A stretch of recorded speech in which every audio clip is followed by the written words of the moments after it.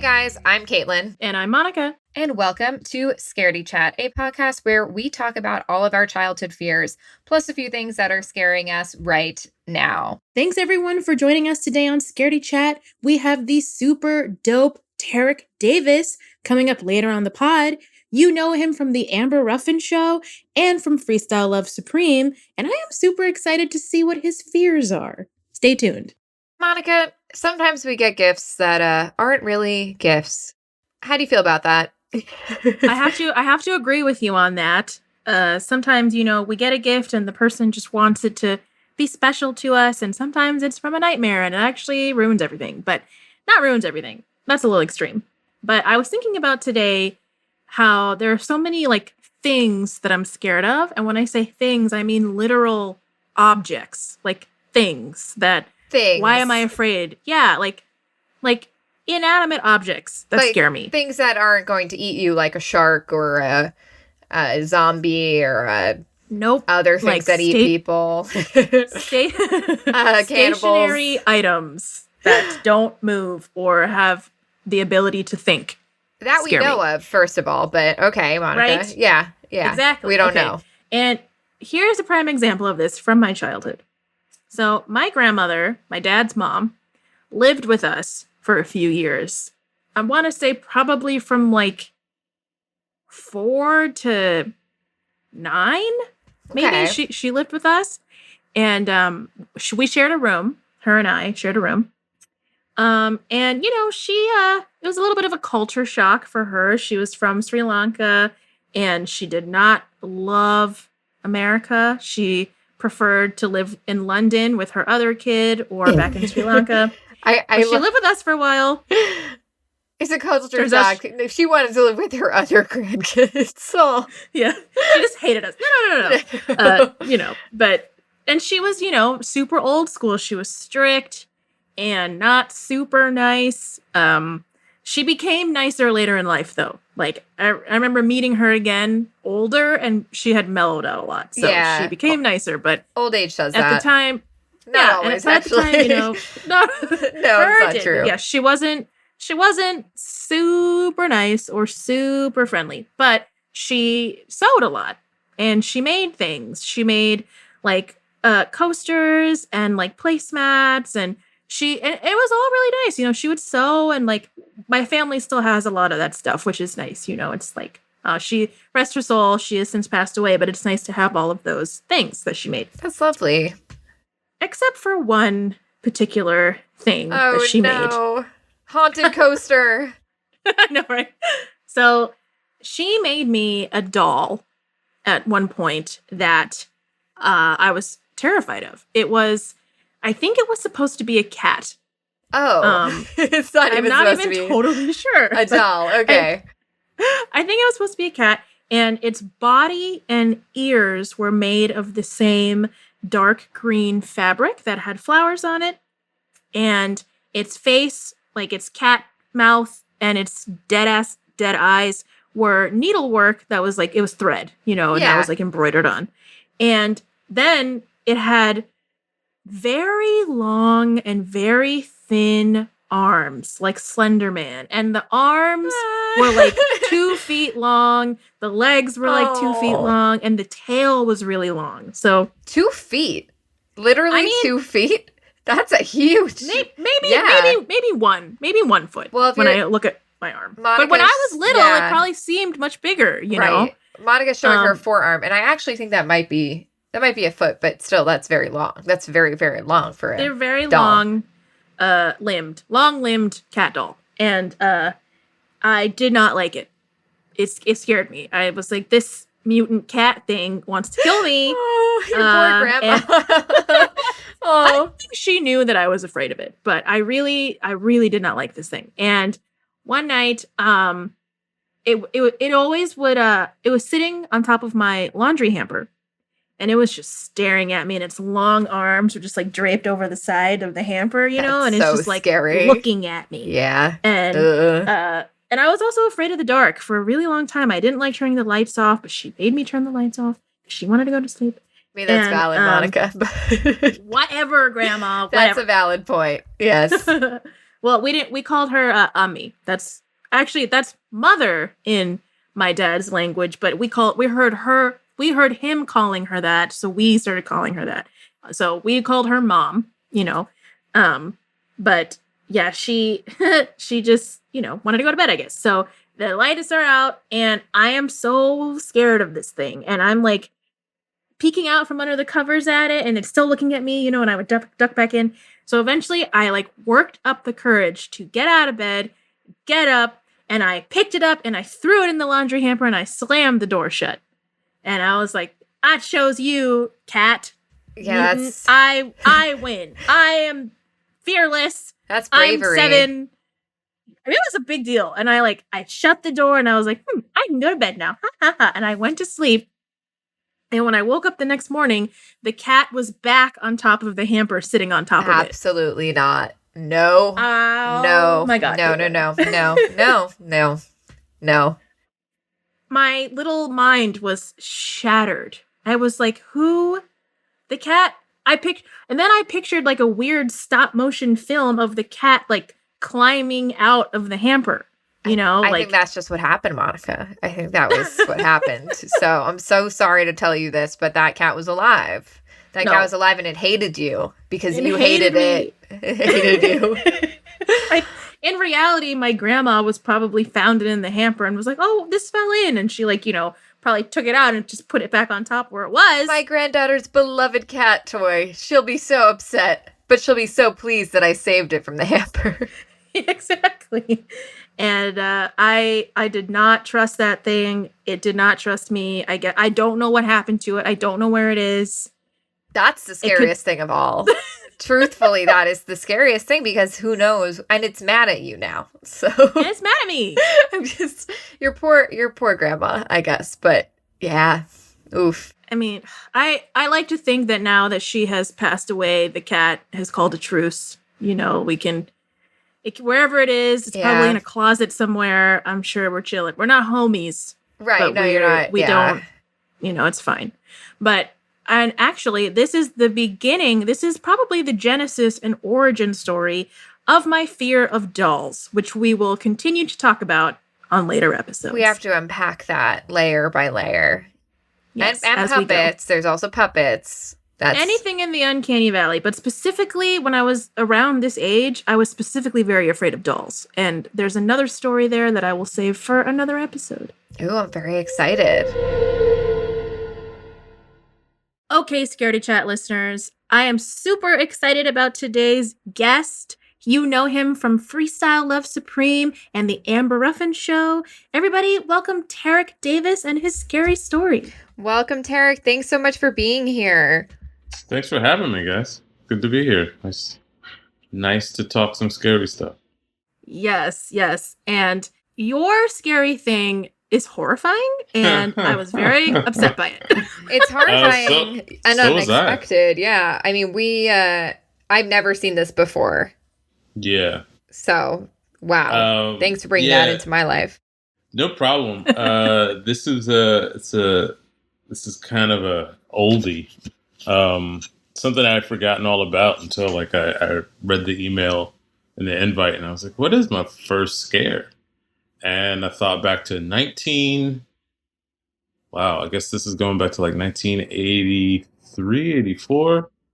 And, my parents, one of the things they took pride in was being able to afford cable back in the day. And we had HBO.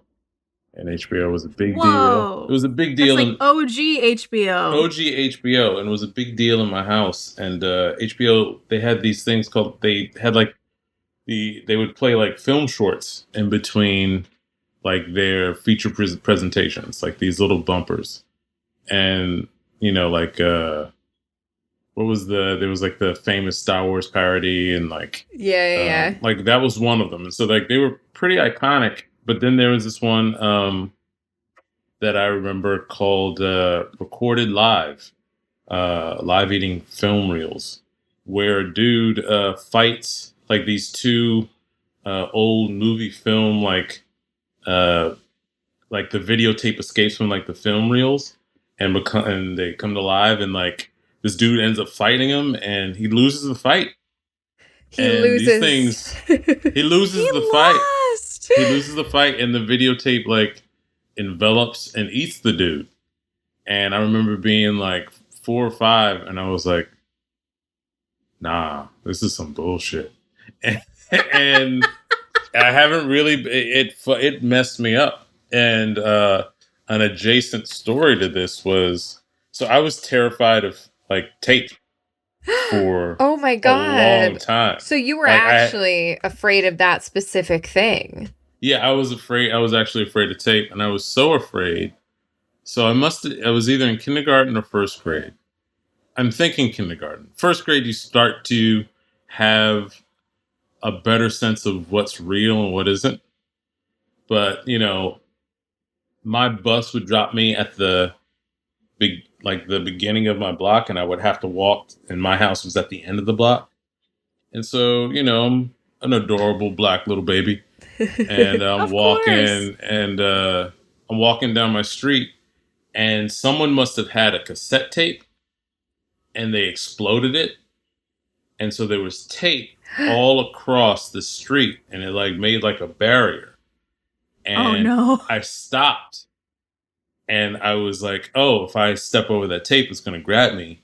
It would. It's gonna eat me. Yeah. It literally would have. It literally would have. And I just stood there for maybe an hour.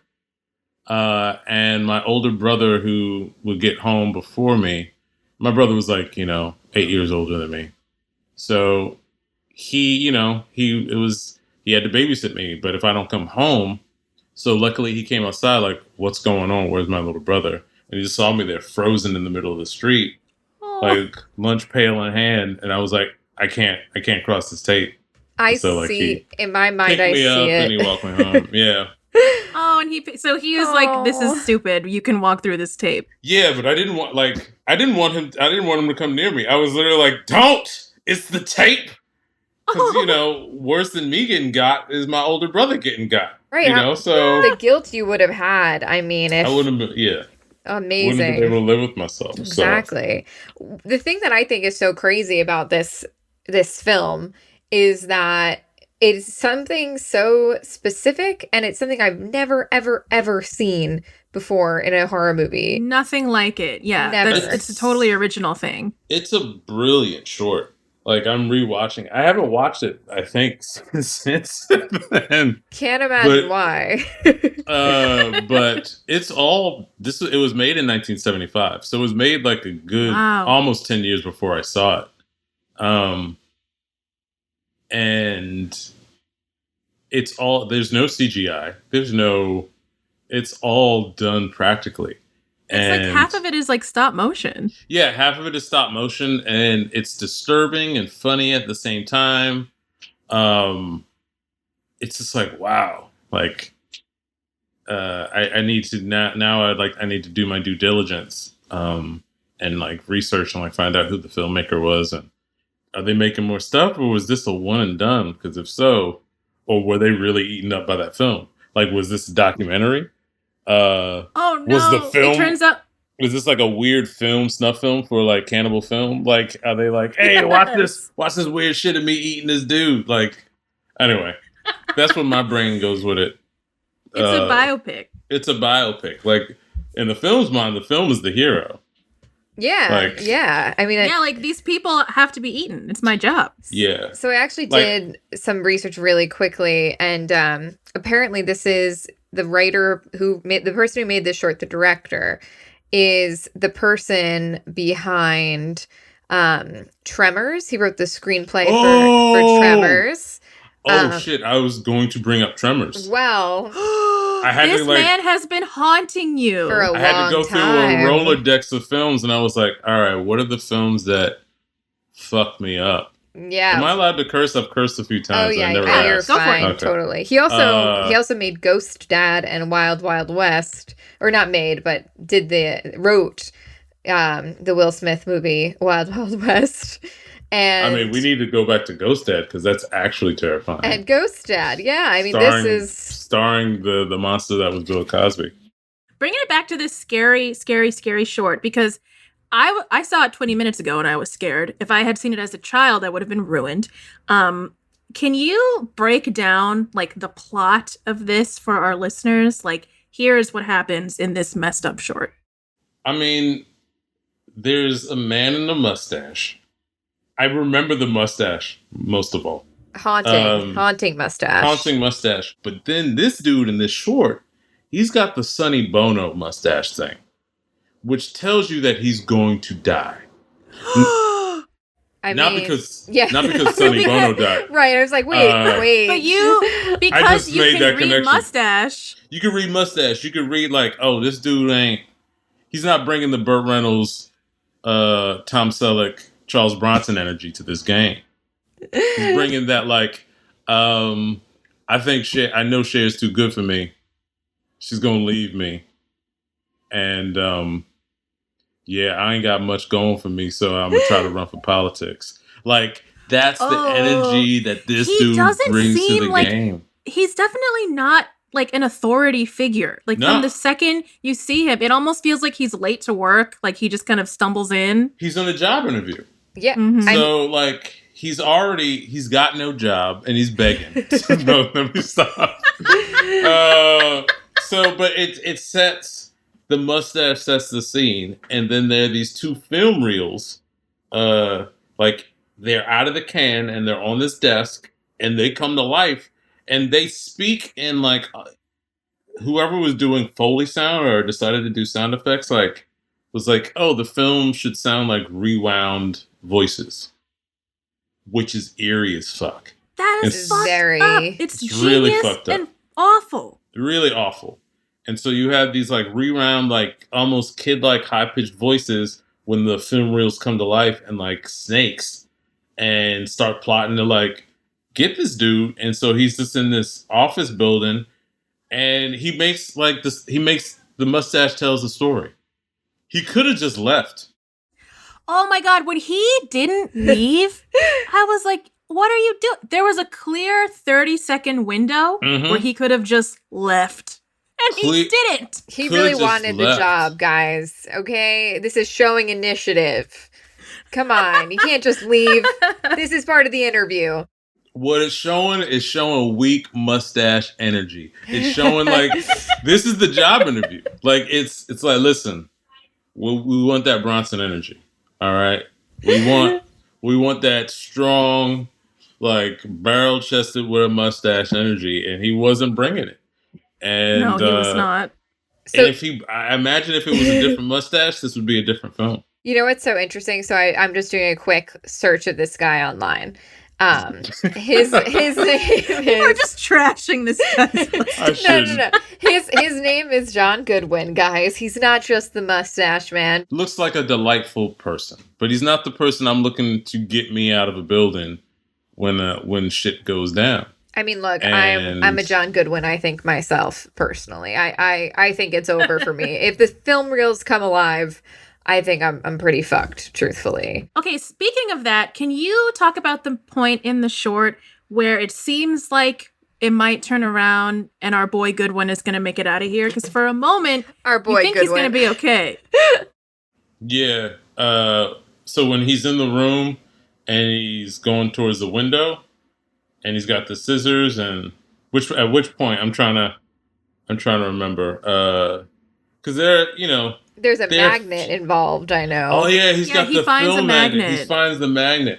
Convenient magnet. So which erases film, and it does work. For a period of time. But he's just doomed. I cannot believe that man put the magnet down. That was his downfall. That was his downfall. He put the magnet, but it's listen, I'm continuously baffled by the choices white people make in horror films. So that is forever. Yeah, okay, it's forever. Caitlin, you're a little outnumbered here, but it's true. I'm very much in agreement. So I make terrible choices. Truthfully, we know. Even as progressive or diverse as horror films become, from the dawn of the very first horror film to infinity, they could be the year 5000. And, now we've got perfect inclusivity, whatever. white people will still be the dumbest character in every horror movie. That's never going to change. Look, guys, look. If we split up, we'll cover more ground, and the killer won't be able to get all of us. So, I just think... Word. All right, well, come on, guys. It's a great plan. It's worked for no one, but let's keep doing it. I think that works out. It's my great. My melanin and my beard disagree. Man. We are exiting. I would love to make. I've made a horror short. Made a few, but I would love to make a horror short where horror just doesn't happen because everyone makes the right choices. Like it's just yes, absolutely. Should we go out? No. There's a couple of years ago, there was like it might have been College Humor or something. I think it was College Humor, yeah. Where it's like they see the cabin. It's like the people, it's like a horror movie. They drive up to like the old cabin that looks like it's obviously haunted or zombies are going to attack it. And then it cuts to like everybody at the beach being like, yeah, the cabin sucks. So we just went to the beach instead. Right. Like end of film. Like all of these decisions could have easily been made. Everyone would have lived, probably. Everyone could live. I think it's so funny now in the midst or hopefully towards the end of this pandemic. I hope we're at the end of it. God, I hope. But like in this, like, living in this real life horror, but like the best thing to do is stay home. It's like the universe has seen this short. It saw it with me when I was like, 4 or 5 years old. And it's like, listen, y'all, I can't get any louder about this. Stay home. I gave you the movie recorded live on HBO all those years ago. You didn't listen then, and now you didn't listen then. Stay home. We're gonna close all the movie theaters too. Yeah, right. So it can't get you. Are there any other ones that you can think of off the top of your head that you're like, that movie? I finally found it. It messed me up forever. Yeah. There's a movie called I think it's called Heat Wave. Crime Wave. No, it's called Crime Wave. And I remember watching it, and I was around maybe like a year older, 2 years older than I was when I saw this film. And I loved it. And it was like this zany film, and it was really dark. I grew up in a household, luckily, where my parents, they didn't really exclude me from watching stuff. They, if things were too graphic, they were like, you can't watch this. But for the most part, the biggest test was like my dad would ask like me to explain what I just watched, which is, I guess, why I do what I do now. Yeah, honestly, I think that's great. Absolutely. I mean, within reason, I guess, of course. But Sam Raimi, did Evil Dead. And did this movie remind you of that at all? Because I thought the stop motion of this... I rewatched Evil Dead kind of recently too, so I was like, oh wow. Obviously Evil Dead's a lot more graphic in a lot bloody, of ways. Deadly. But yeah, there's I'm sorry.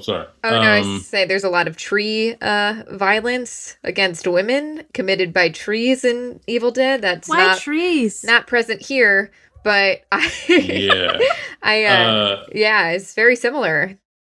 Yeah, it is similar. It takes comedic elements and blends them with horror, which became kind of one of my favorite genres and inspirations to get into the form, if you will. This definitely reminded me of Sam Raimi, and there was like a playfulness and a dark humor to it, but it just ends. It ends on a really dark note.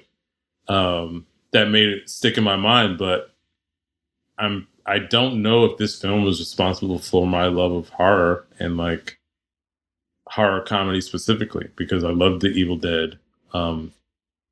Noted the fucked up ways that women are treated in that film. Yeah, it's okay.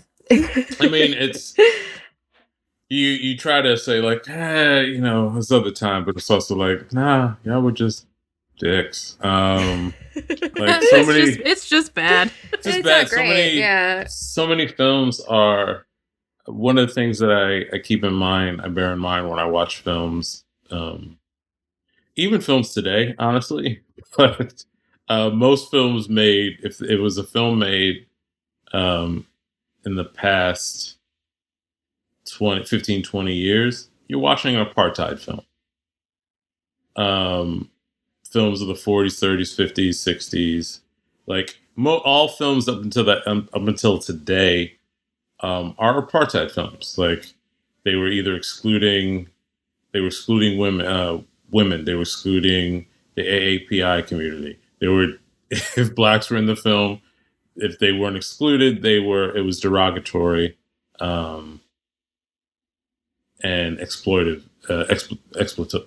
I can't say the word. It's a hard word. I know. It's a hard word. Yeah. They were being exploited. And the LGBTQ QI community? QIA plus? QIA plus. Yeah. That's right. Like, most films, films are propaganda. Lest we forget the first horror film, which is also the first superhero film, I believe, Birth of a Nation in the United States. Yep, absolutely. They go hand in hand, right? But that is a propaganda film. So these films are, at their base, were made for white men. And now that more people are fighting to have access to speak and to be represented, those watching films of yesteryear, seeing like who was excluded, how they were excluded, only becomes more like hyper visible. Yeah. Knowing that, when I realize that, I can enjoy the film on some level. I don't know, does that make sense? Totally. Yeah, it totally does. The reason I was finally able to comfort myself and move on from being afraid of The Ring is that everyone in that movie is white. And if they weren't white, it never would have happened in the first place. Like, that's how I comfort myself. Like, I would never be in this situation because I don't look like anyone in this movie. They're not talking to me, Right. Therefore, Samara is not ever going to get me. And that's how I finally was able to calm down. Well, Tarik, we have a game that we would love to play with you if you're down. Yeah, sure. So this game is called Chill or Chilling, where we run some hypothetical scenarios by you. Chill is would do. That's cool. I'm chill. I'm down with that. Chilling is would not do. Pass. Cannot have any part of that. Okay, so our first question, and you tell us if it's chill or chilling, checking behind the shower curtain alone late at night. You go to the bathroom in the middle of the night. Maybe you hear some rustling. You're going to check behind the shower curtain. How do you feel about that? I mean... Chill or chilling? I'm chill. I want to be chilling, but I don't live alone. And so am like... being the brawnier of the... how do I say this in the... Wait, it's not sexist. Like... I feel it is my duty. You're gonna check behind the shower curtain. Check behind the shower curtain. Yeah. So you don't love it, but you're gonna take one for the team. So I ain't taking shit. I'm like that's it. Sorry, you're gone. So. You're getting like you better have faster hands than me. I mean, hey, look, it could be nothing, but it could be something. It could be a giant wad of film tape. It could be a lot of film tape. Okay, now we got to stay on this. Whatever monster is hiding behind the shower curtain is like, oh, he's gonna come and get me. Nah, you get in hands. I ain't playing that cute shit. You come in the room and you get me. You don't have my shower curtain. You come in the room and you get me. Has anyone... Mustache energy up, fam. Yes. House sitting in a big house in the middle of nowhere. All by yourself. Chilling.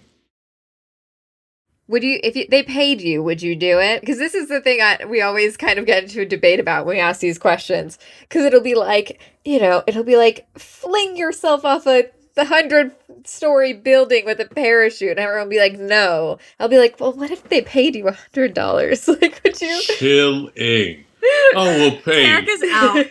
I'm doing okay. I don't need your damn money. Why you leave me in the house by myself anyway? You don't get out of here. It's a friend. They need a house sitter. They're going on their honeymoon. But it's just you. They don't even have a pet. It's just you all alone, and there's no neighbors for at least 5 miles in every direction. How paranoid I am. I'm like, everyone is a hair's breadth away from being the thing as far as I'm concerned. No. Yeah. Keep your house to yourself. Keep your house. Keep it. I don't want it. Pass. It's a hard pass. I'm chilling. I agree. I don't need to be in your house. That's fine. Okay, well, here's our next one.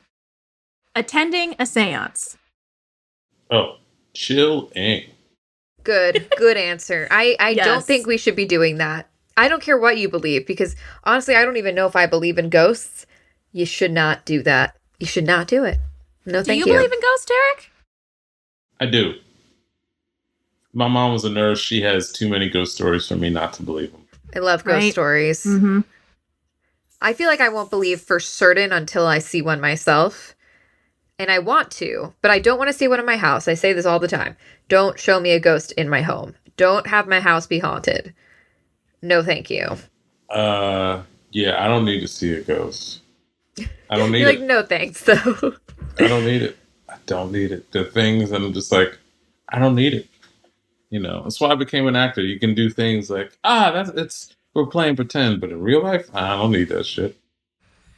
So that's why you're not going to the seance, because you're like, there is a chance that I might see something I have no interest in seeing. Nah, I've had freaky events happen in my own life. Ooh, can you share a freaky event? You got any off the top of your head? There was this kid that lived around the corner from me, whose name I cannot remember. But I lived in my immediate neighborhood was black. And so it was notable if there was a white kid that lived around the corner from me. And so we used to play together because we lived that close. And I remember I love that cat. That cat's a perfect meow. Perfect meow. Like, don't tell this story. I'm about to tell a story. And I remember I rode my bike around to play with him. And he came out. And I think he was like, yeah, it's my birthday. And I was like, oh, happy birthday. And he was just talking to me. And then he just started speaking gibberish. What? And went into a trance-like state. And his family ran from outside and grabbed him. And I never saw him again. What? True story. It's my birthday. Never saw the family again. Speaks in tongues. Yeah. And then they vanish. Leaves the neighborhood. They grabbed him, brought him in the house, and then I never saw that kid or the family again. Okay, so I think that's the movie, right? That's a movie of some kind that you need to write now, if you have not written it yet. Do you have any kind of proof that kid actually for sure existed? Yeah, that was my next question, and I was like, this kid was dead the whole time, so. Nope. I'm pretty sure it wasn't a dream, but it very well could have been. I mean, are we sure that this kid wasn't a ghost is my question. I think you've seen a ghost. I think this kid was dead the whole time. I think this is a Sixth Sense kind of a situation. Well, I don't need it. Yeah. You're like, you know what? And I took that energy. I took that energy and I was like, I literally was like, they brought him in the house. I remember just going back home. I was like, you know what? All right. I'm going to go find my black friends. Where this shit doesn't happen. I'm convinced. I'm convinced that this boy is not of this world. It could be an alien. Could have been. Yeah, could be. Also true. He probably almost blew their alien cover, and they had to move to another town. They fucked up. They don't speak my alien language. Okay. Oh no. My friends Jarrell, Quincy, Lamont. We was tight. I was rolling with them after that. I was like, yeah, you know what? Honestly, better, safer. Yeah. Yeah. But our last one, camping at a cemetery with friends who, for the sake of this scenario, we're going to say that this is your white friend group and this is what they want to do. And you're like, You said camping. It's chilling and camping. I'm not camping. You're like, even if there are no ghosts, why are we doing this? We all have beds at home. I don't girlfriend's been trying to get disagree. me go camping in the past 14 years. No. Have you ever been? I've been to camp. Right, that's not the same, no. And no, that's as far as it's going to go for me. I feel like my family fought hard for housing and electricity. Yeah, that's what my mom says. I think that's what valid. my mom grew up in the Dominican Republic, where she didn't have the most stable house. And she's like, I did not leave the Dominican Republic and work my ass off to own a home to voluntarily sleep outside. Yeah. Yeah. Nah, I ain't. And at a cemetery, I ain't with that foolishness. Yeah. Let them people rest. Right, Let them people rest. Yeah. So Don't I think rest on them. If I was a ghost, I don't know if I would want people doing that. Hanging out, trying to see me, leave me alone. What kind of gentrification is that? The gentrification of the cemeteries are, it's a problem. Whoa. I never thought of it like that, but you're right. When people go party in cemeteries, it is a form of gentrification. Yeah, I mean, woohoo! Look at us. And if I'm a ghost, I'm getting in your ass at that point. I gotta be honest, guys. Monica, you did come with me one time. I've seen a lot of films in a cemetery before. And now I did come with you once. Yeah. But I felt weird the whole time. I was like, this is wrong. No, it's true. Nope. I did grow up going to visit cemeteries a lot, but I felt like it was respectful. Now I'm like, wait. I didn't know those people. No, cemeteries have a weird frequency for me. I go there and it's I'm very respectful. I'm paying respect to my family if I'm there. Yeah. But then I'm out. That is a weird frequency at a cemetery. Don't sleep there. Don't sleep on people trying to sleep. Right, exactly. They're resting. It says it everywhere. Don't sleep on people trying to sleep. Put that shit on a pillow. There could be no more amounts of the word rest in a cemetery. That's what we're doing. And in peace. So let us do that. You put it on. You spent so much money to engrave that on stones over the years. Let's just let it happen. Yeah. Yeah. Let it be. Let it be. Well, Tarik, this has been a very interesting conversation about inanimate objects that I didn't know I should be afraid of, but now kind of am. And there is something about old school, practical filmmaking that just hits different and is extra scary. So thank you for showing us that short. No, it's been my pleasure. Thanks for having me. I had a lot of fun. Oh, thanks so much. And is there anywhere in particular you would like listeners to look for you on social or anywhere else they can find you? I mean, you can find me on Twitter and Instagram, Tarik R. Davis. Catch me on Fridays on the Peacock, the Amber Ruffin Show on Peacock. And that's about it. And, Freestyle Love Supreme Academy, we're always pumping out new stuff. So find us at fls.academy. Yes, and you would do well to do that, listeners. You should really do that. Thanks so much, Tarik. This has been a blast. Thank you. Thanks for joining us, Scaredy Chat listeners. We hope that Tarik's story really reeled you in. I am personally spooked. And hey, while you're at it and while you're still here with us, make sure you subscribe to this podcast on Apple Podcasts, iTunes, Spotify, wherever you get your podcasts, and rate and review if you could. It really helps us out. And hey, follow us on Instagram. You can find us at scaredychat_podcast. And if you want to be part of the horror and part of the nostalgia, send us a scary story. Email us at story@scaredychatpod.com. And if we're into it, we'll talk about it on the show. See you next Monday. Bye.